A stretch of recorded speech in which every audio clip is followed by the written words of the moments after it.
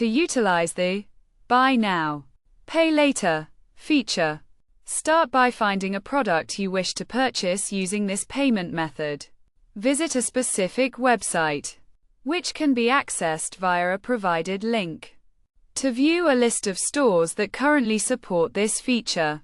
From there, select a product, add it to your cart, and proceed to the payment screen. You will be given the option to pay in full or use the Pay in 4 feature, which converts your payment into 4 installments.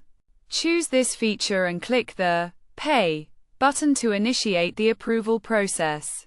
Once approved, you will be presented with various payment plans, such as $263 per month for 6 months or $142 per month for 12 months, including the interest amount and total cost after selecting a plan.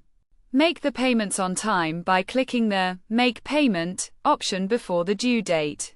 This process allows you to use the Buy Now, Pay Later feature, making purchases more manageable by breaking them down into smaller monthly payments.